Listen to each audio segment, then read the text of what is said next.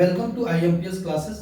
हम लोगों ने इससे पहले बहुपद वाले चैप्टर का जो भी कॉन्सेप्ट था उसको स्टडी किया और मैक्सिमम चीज़ें मैंने कोशिश किया कि आपको सिंपल लैंग्वेज में आप तक पहुंचाएं, जिससे कि आपको ये चैप्टर का जो कॉन्सेप्ट है, बेसिक कॉन्सेप्ट, वो समझ में आ जाए। अगर आप इससे पहले वाले जो लेक्चर्स हैं उसको अगर आपने फॉलो किए होंगे तो अब जो प्रश्नावली आपकी स्टार्ट होगी वो बड़े ही कंफर्टेबल पोजीशन में रहेंगे आप, और आप आसानी से उसको सॉल्व भी कर पाएंगे। तो हम लोग आज एक्सरसाइज 2.1 करेंगे और उससे पहले एक एग्जाम्पल है उसको सॉल्व करेंगे और फिर उसके बाद हम एक्सरसाइज पे आएंगे। ओके, तो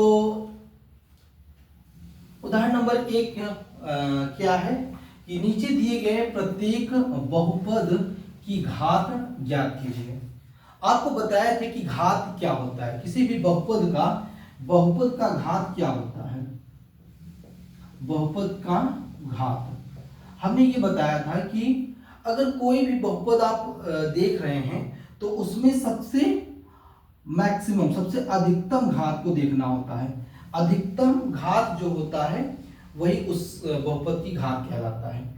अर्थात जैसे कि मान लीजिए यहाँ पे x power 8 plus x power 7 plus x power 3 plus 2 है, तो इसमें आप देखना होगा कि सबसे ज्यादा इस बहुपद में सबसे बड़ी घात क्या है। तो यहाँ सबसे बड़ी घात क्या है, 8 है। तो इस बहुपद का घात क्या कहलाएगा, 8।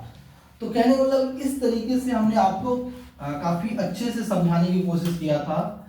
अब हम ये आपका उदाहरण नंबर 1 को हम देखेंगे कैसे करना है। तो हमको इसमें क्या बताना है कि नीचे दिए गए प्रत्येक बहुपद की घात ज्ञात कीजिए। तो पहला जो है उसको मैंने लिखा और इसका हल देखिएगा। जैसे कि आपने इस बहुपद को देखा और ये बहुपद है x power 5 minus x power 4 plus 3, ठीक है, ये बहुपद है। तो इसमें आप देखिए कि सबसे बड़ी घात क्या है, सबसे बड़ी घात 5 है। तो यहां पे लिखेंगे बहुपद में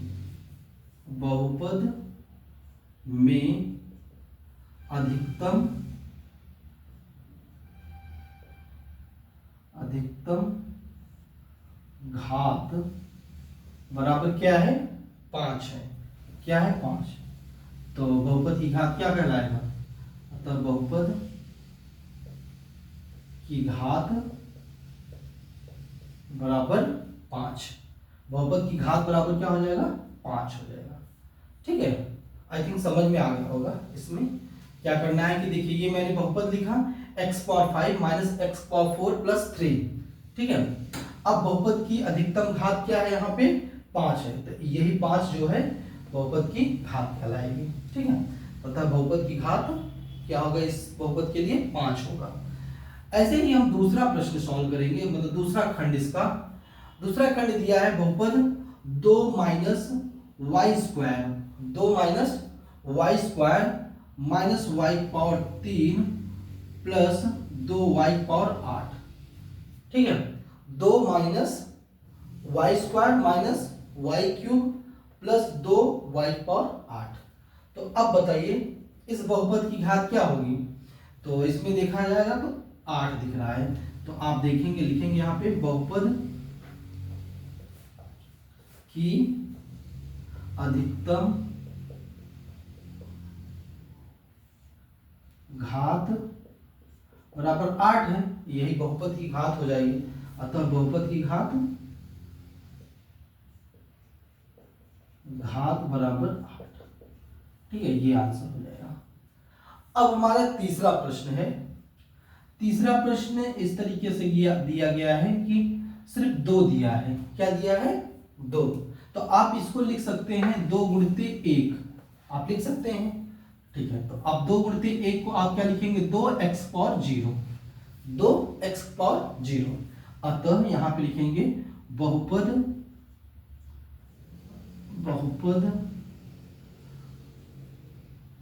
की अधिकतम घात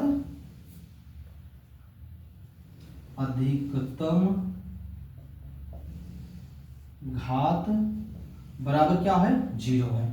तो बहुपद की घात क्या कहलाएगी, 0। अतः बहुपद की घात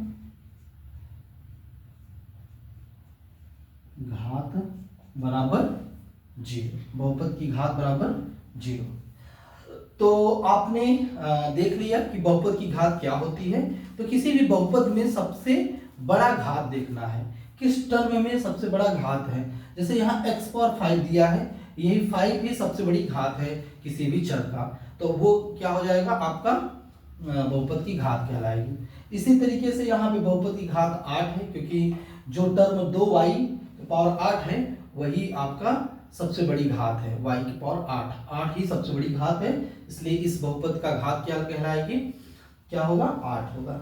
यहाँ पे ध्यान देने वाली बात थी कि यहाँ x नहीं था, तो आप x को कैसे लिख सकते हो। मैंने आपको बताया था कि x और 0 का वैल्यू हमेशा 1 होता है, तो आप 2 को क्या लिख सकते हैं, 2 गुणते 1 और फिर 2 गुणते 1, यहाँ 1 की जगह x पावर 0, तो यहाँ पे x जो चर राशि है उसकी अधिकतम घात 0 है, इसलिए इसमें बहुपद की घात 0 होगा। तो इस तरीके से आपको ये एग्जाम्पल सॉल्व करने थे और आपने इसको नोट करिएगा और हम एक्सरसाइज पे आएंगे। ओके, अब हम लोग प्रश्नावली 2.1 सॉल्व करेंगे। और आपने इससे पहले जितने भी लेक्चर्स प्रोवाइड किए गए हैं इस चैप्टर से, बहुपद वाले चैप्टर से, अगर आपने उसको देखा होगा, ध्यान से नोट्स बनाया होगा, प्रॉपर अच्छे से रिवाइज किया होगा, तो ये एक्सरसाइज आपके लिए काफ़ी इजी समझ में आएगी। कुछ भी नहीं है इस एक्सरसाइज में, अगर आप ध्यान से काम कर रहे होंगे तो। देखिए, ईमानदारी बहुत ज़रूरी है। अगर ईमानदारी से आप काम करेंगे, ईमानदारी से आप पढ़ाई करेंगे या फिर कोई भी काम करेंगे, तो उसमें सफलता भी मिलेगी और आप जो काम करेंगे वो परफेक्ट भी होगा। तो इस बात का भी ध्यान रखिएगा। तो हम विदाउट डिले हम अपने टॉपिक पे आते हैं, और प्रश्नावली 2.1, और ये हम फिर से आपको रिमाइंड करा देते हैं कि हम लोग क्या पढ़ रहे हैं, कि ये कक्षा 9 की बच्चों के लिए मैथमेटिक्स की क्लास है, जो कि बेसिकली हिंदी माध्यम के बच्चों के लिए ये लेक्चर्स प्रोवाइड कराए जा रहे हैं। और ये मैथ्स एनसीईआरटी बेस्ड जितने भी क्वेश्चंस है, जितने भी एक्सरसाइज है, कॉन्सेप्ट है, सब कुछ हम इसमें ट्राई कर रहे हैं कि आपको दिया जाए, प्रोवाइड किया जाए। इसका मतलब ये नहीं है कि आप एक भी क्वेश्चन अपने से नहीं करेंगे। आपका लक्ष्य होना चाहिए कि मुझे खुद से करना है, और समझते हुए एक बार आप देख लीजिए, समझ लीजिए और एक बार सॉल्व कर लीजिए मेरे साथ, फिर आप खुद ट्राई करिए, खुद प्रैक्टिस करिए। तो ये तरीका होगा आपको पढ़ने का। और हम लोग ये चैप्टर नंबर 2 पे आ गए हैं। इससे पहले मैंने चैप्टर नंबर 1 पूरा कंप्लीट करा दिया है। आप एक एक चीज़ें उसको आप देख सकते हैं, आपको बहुत मजा आएगा मैथमेटिक्स समझने में और करने में। थोड़ा इस चीज़ का भी ध्यान रखेंगे कि यहाँ पे हम ट्राई कर रहे हैं कि बेस्ट चीज़ें देने के लिए, क्वालिटी मतलब एजुकेशन प्रोवाइड करने के लिए, और इसलिए आप इस चीज़ को भी ध्यान देंगे कि जो भी चीज़ें बताई जा रही हैं उसको ध्यान से देखिए। आपको आई थिंक ऐसे YouTube पे शायद ही कोई मतलब इतना अच्छे से अरेंज करते हुए काम किया होगा। बहुत सारे लोग किए भी होंगे, मैं नहीं कह सकता, बट ये है कि मैं अपना बेस्ट देने की कोशिश कर रहा हूँ। तो ये अध्याय 2 है, प्रश्नावली 2.1 है, और ये बहुपद वाला चैप्टर जिसको इंग्लिश में पॉलिनोमियल कहते हैं वो हम लोग सॉल्व कर रहे हैं। तो यहाँ क्वेश्चन हम पहला देखेंगे कि क्या दिया गया है। क्वेश्चन नंबर पहला ये है कि निम्नलिखित व्यंजकों में कौन कौन एक चर में बहुपद है और कौन कौन नहीं, कारण के साथ अपने उत्तर दीजिए। तो यहाँ याद रखिएगा, एक चर में बहुपद है, यहाँ 2 चर नहीं होने चाहिए, और कौन कौन नहीं है, और कारण सहित आपको उत्तर देना है।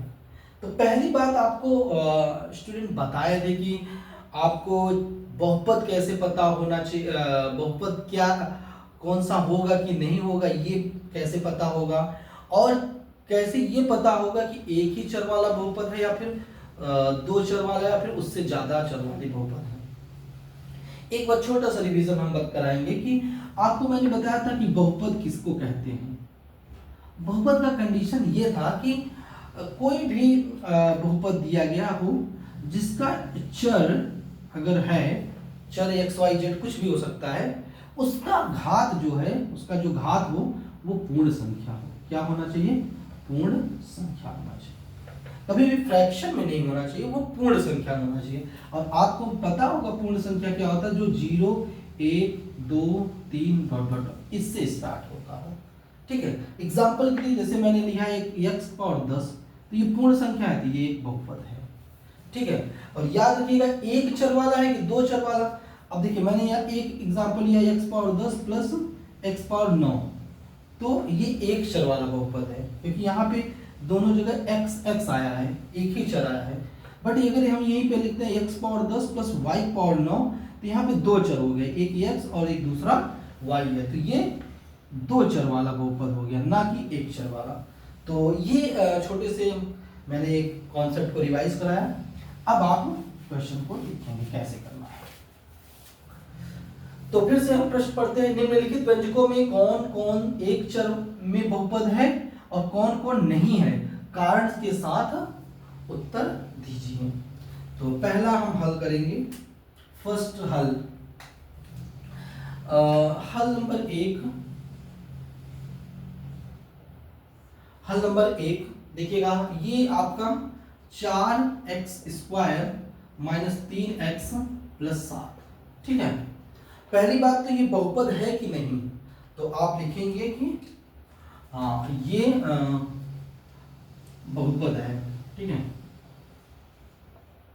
बहुपद है। अब कहेंगे कि अब उदाहरण भी देते, मतलब क्यों है, तो लिख दीजिए क्योंकि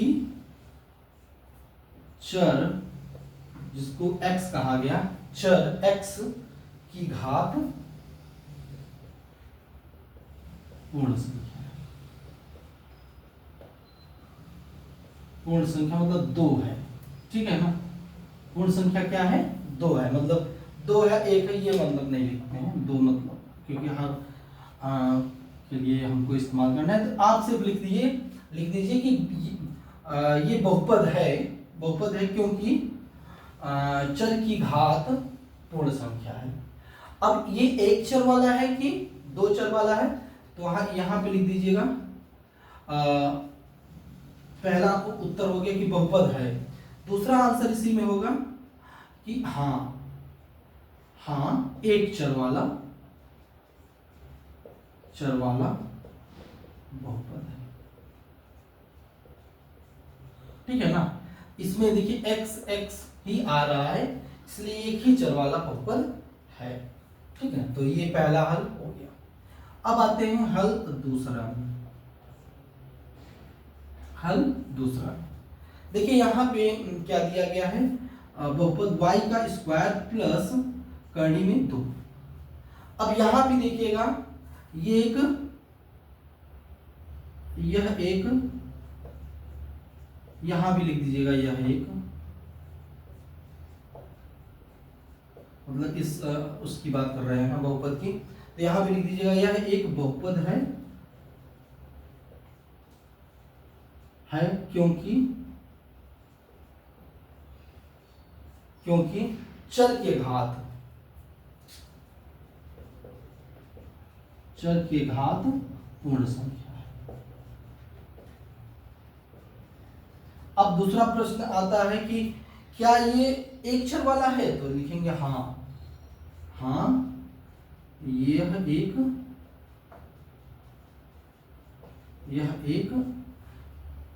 एक चर वाला बहुपद है।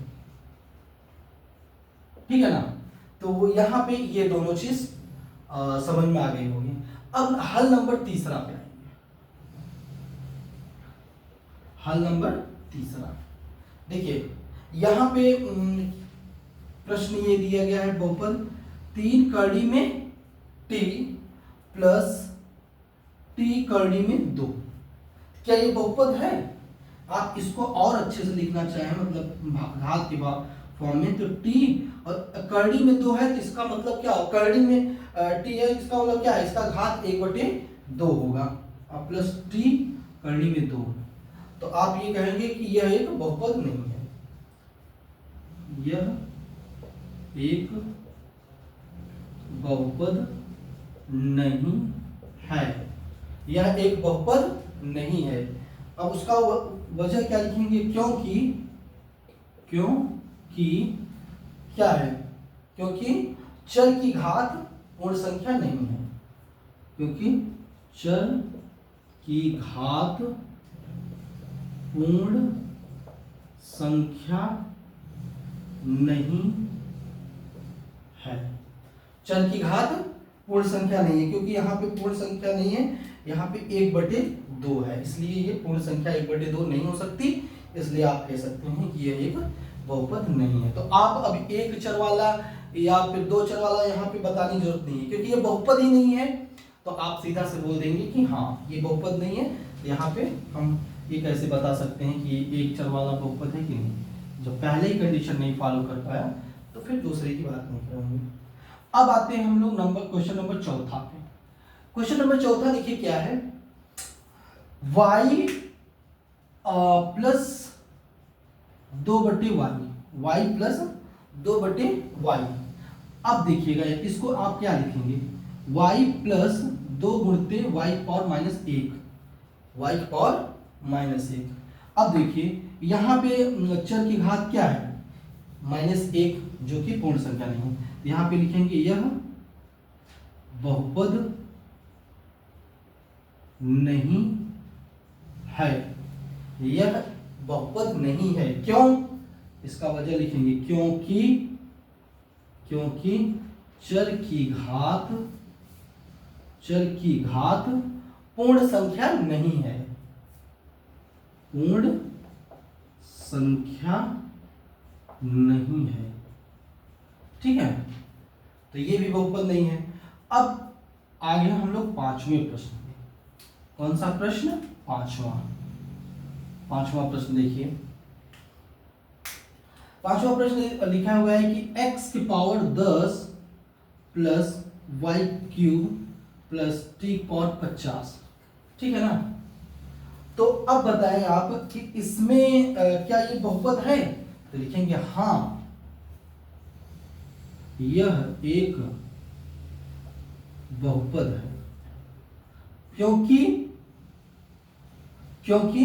इसके जो घात है वो पूर्ण संख्या है, क्योंकि चरों के, यहां एक चर नहीं है, यहां 3 चर है, इसलिए लिखेंगे चरों के घात पूर्ण संख्या है।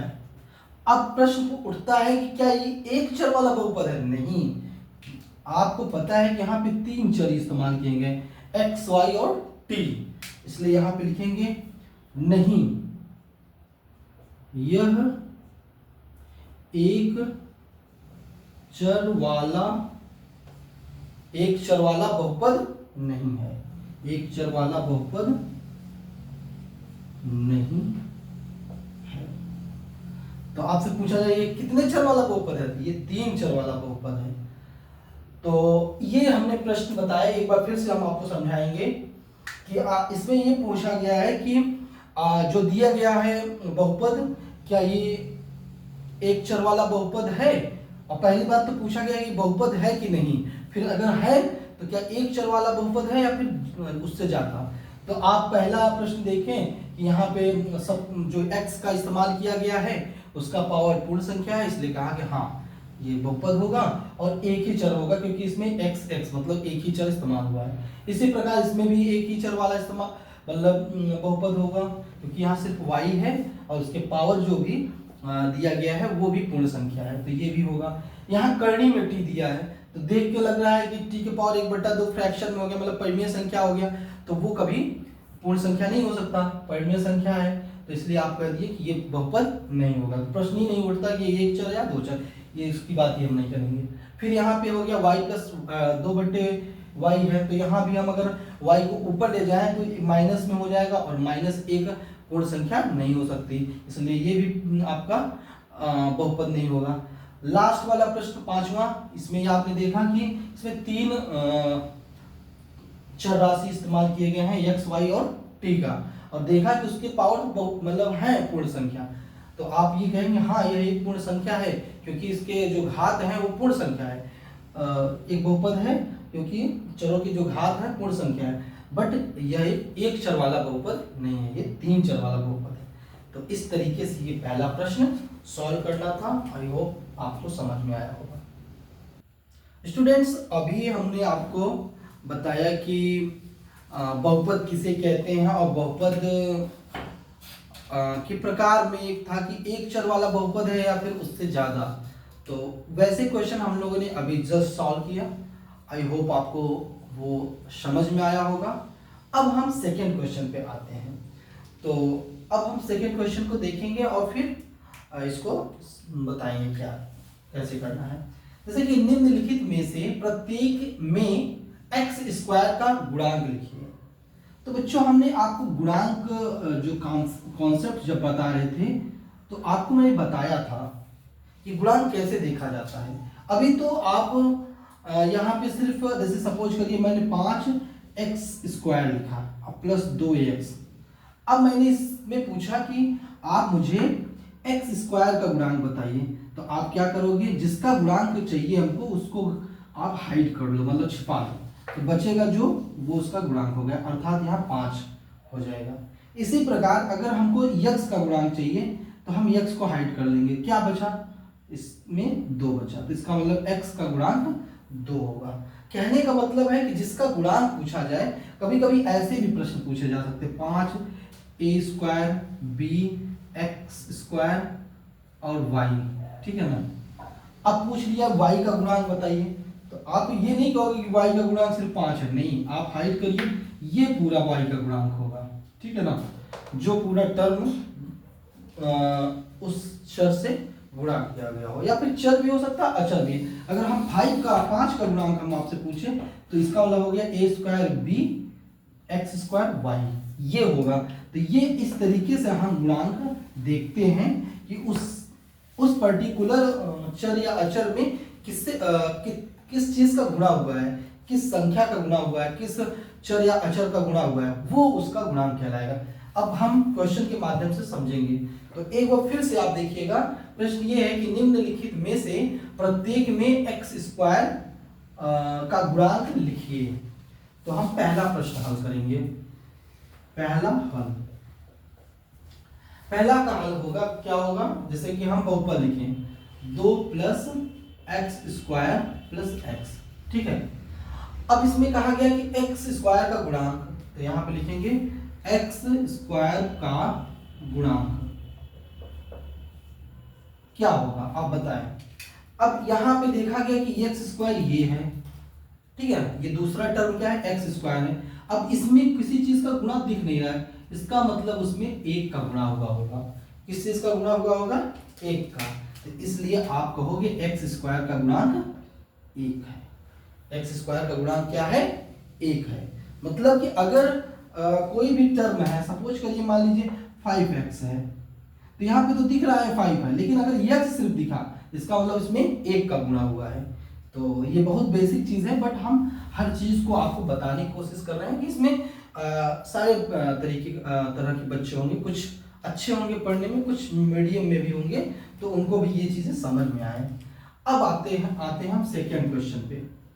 सेकेंड क्वेश्चन देखिएगा, इसका हल देखिए। सेकेंड क्वेश्चन क्या है कि 2 minus x plus x cube, 2 minus x plus x cube. तो आप बताएं क्या यहाँ एक्स स्क्वायर है, नहीं है। तो ये इसका मतलब क्या हुआ होगा कि आप ऐसे एक लिख सकते हैं, 0 गुणते एक्स स्क्वायर। तो 0 का गुणा करेंगे तो ये टर्म कैंसिल हो जाएगा, खत्म हो जाएगा, इसलिए लिख सकते हैं एक्स स्क्वायर का गुणांक बराबर 0। क्या होगा, बराबर 0, ठीक है, यहाँ पे 0 होगा। अब हम आते हैं तीसरा प्रश्न पे। अब हम करेंगे थर्ड क्वेश्चन का हल देखिएगा। इसमें पहले हम कॉपी करेंगे इस बहुपद को, जो कि इस तरीके से π/2 एक्स स्क्वायर प्लस एक्स, ठीक है, π/2 एक्स स्क्वायर प्लस एक्स। अब इसमें एक्स स्क्वायर का बहुपद क्या हो जाएगा, एक्स स्क्वायर का गुणांक क्या हो जाएगा, पाई बटे 2। तो यहाँ पे लिखेंगे एक्स स्क्वायर का गुणांक, इसमें दिख रहा है कि ये गुणा हुआ है पाई बटे 2, तो पाई बटे 2 आंसर हो जाएगा। अब हम नेक्स्ट चौथा प्रश्न पे आएंगे। देखिए चौथा प्रश्न क्या है, इसका हल। चौथा प्रश्न दिया है कि करड़ी में 2x माइनस 1, करड़ी में 2x माइनस 1। अब यहां भी आप देख रहे होंगे कि यहां भी एक्स स्क्वायर का टर्म नहीं है, तो एक्स स्क्वायर का टर्म हम ऐड कर सकते हैं 0 का गुणा करके। तो अब बताइए यहाँ एक्स स्क्वायर का गुणांक क्या होगा, एक्स स्क्वायर का गुणांक बराबर क्या हो जाएगा, यहाँ पे देखो एक्स स्क्वायर है, उसका गुणांक 0 दिखा है, यहाँ पे 0 हो जाएगा। तो अब हम फिर से आपको एक बार रिवाइज करा रहे हैं, आप देखिएगा। यहाँ प्रश्न में पूछा गया कि एक्स स्क्वायर का गुणांक लिखिए। तो मैंने आपको बताया कि जिसका गुणांक पता करना है उसको हम हाइड कर देते हैं और फिर देखते हैं कि किससे उसमें गुणा हुआ है, वही उसका गुणांक कहलाएगा। जैसे कि यहाँ पे एक्स स्क्वायर है, क्या है एक्स स्क्वायर, इसमें किसी भी नंबर का या किसी भी अचर या चर किसी का भी गुणा दिख नहीं रहा, इसका मतलब इसमें किसका गुणा हुआ होगा, 1 का। तो इसमें इस क्वेश्चन में एक्स स्क्वायर का गुणांक क्या हो गया, 1 हो गया। इसी प्रकार ये दूसरा वाले प्रश्न में देखा गया कि इसमें एक्स स्क्वायर वाला टर्म ही नहीं है, तो इसको हम क्या कर सकते हैं, एक एक्स स्क्वायर वाला टर्म हम ऐड कर लेंगे, जोड़ देंगे इसमें। बट उसमें क्या है, 0 का गुणा करते हुए, क्योंकि जिस संख्या से 0 का गुणा कर देते हैं उसका मान 0 हो जाता है, उसमें कोई फर्क नहीं पड़ता। तो इसमें अगर देखा जाए तो एक्स स्क्वायर का गुणांक 0 होगा। इसी प्रकार हम तीसरे की बात करेंगे, और तीसरा प्रश्न में भी यही है कि यहाँ पे देखा कि एक्स स्क्वायर का जो गुणांक है पाई बटे 2 होगा, क्योंकि एक्स स्क्वायर का जो गुणा हुआ है उसमें एक्स स्क्वायर में पाई बटे 2 का हुआ है। इसी प्रकार इसमें देखा तो इसमें फिर से वही प्रॉब्लम, यहाँ पे x है बट एक्स स्क्वायर नहीं है, तो 0x स्क्वायर लिख दिया। और फिर यहाँ देखा कि इसमें जो गुणांक है एक्स स्क्वायर का वो 0 है।